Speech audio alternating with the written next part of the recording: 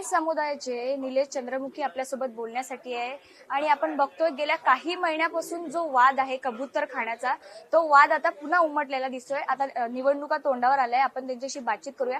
काय सांगाल, जो कबूतर खाण्याचा वाद आता चालतो त्यावर तुमचं मत काय? बघा, जे कबूतर खाण्याचा जो धर्माचा आस्थाचा विषय आहे आणि आम्ही गिरकरांनाच म्हटलं, जसे प्लेट जियाद आहे, लवण जियाद आहे, मुली पडून जात आहे, गोमाताचे आहे, आम्ही त्याच्यावर लक्ष दिलं पाहिजे. भाषाच्या नावावर राजनीती नको. आणि जे ज्यू आहेत, धर्माचं कार्य आहे आणि मी तिथे कबूतर खाण्यासाठी तुम्ही तर माझं प्राण दिले तरी चालेल, पण तुम्ही खोलून राहणार आहे. सर, मराठी आणि अमराठीचा वाद आता खूप पेटलेला दिसतोय. म्हणजे उबाटावाले म्हणतायत की शिवसेनेवाले म्हणतायत की जो महापौर होणार तो मराठी होणार आणि भाजपवाले म्हणतायत की जो महापौर होणार तो युपी वाला होणार. त्यावर तुमची प्रतिक्रिया? बघा, तो मराठी असो का तेलुगू असो, कन्नड असो, पण तो हिंदू असो बस. बीएमसी कडून सांगण्यात आलंय आम्ही कबूतरखाना जो बंद केलाय कारण की नागरिकांना आरोग्याच्या समस्या त्यामुळे खूप जाणवतात आणि कबुतरामुळे विविध आजार होतात, असं बीएमसीचं म्हणणं आहे.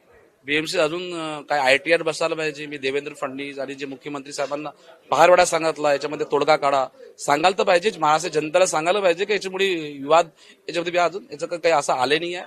ड्रग्स, गांजा, अफीम अशी पुष्कळ येतात. मी ज्या विदर्भात राहतो त्यामध्ये बघा ना तुम्ही, गांजा किती तर राहतात, अफीम किती करतात, लहान लहान मुळे टायर करतात, त्याच्यावर पाबंदी. त्याच्यामुळे मरत नाही का?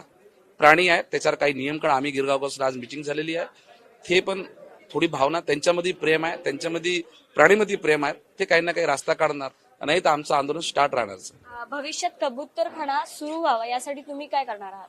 कबूतरखाना सुरू व्हावं आणि त्याच्यावर काही पाबंदी लावावं आणि 2 घंटाचा टाइम दिला आहे त्यांना. डाना टाका 2 घंटे सकाळी आणि 2 घंटे संध्याकाळी. असं बोललं जातं की त्या कबूतरखान्यामुळे ट्रॅफिक पण तिथे खूप जाम होतं आणि नागरिकांना जाण्यायेण्यास त्रास होतो. बघा, दादर कबूतरखान्यामध्ये वाद जर असेल आणि महाराष्ट्राची जनता मसेल असेल, तो कबूतरखाना दुसऱ्या जागा ट्रान्सलेशन करायला पाहिजे. पण जे दुसरे 52 कबूतरखाने आहेत हे तर तुम्ही खोलायला पाहिजे. खुललेले आहे सर्व 52 खात्याने खुललेले, सर्व दाना टाकून चालू आहे. फक्त ह्या राजनीतीमुळे तो दादरचा कबूतरखाना बंद आहे. सध्या भाजपा सत्तेत आहे, पण भाजपा यावर कोणती कारवाई नाही करत का? तुम्हाला भाजपाकडून अपेक्षा काय? बघा, बीजेपी गद्दार नाही आहे. बीजेपी साफसुथरी. अभि अमरावतीमध्ये बघा, ज्या लोकांनी अंगावर शस्त्र घेतले, ज्या लोकांनी कामं केले, त्या लोकांना उमेदवारी मिळाली नाही. जे लोक काँग्रेसमधून आले, जे आमच्या मोदीजीला शिव्या घालतात, त्यांना ते तिकीट मिळाली.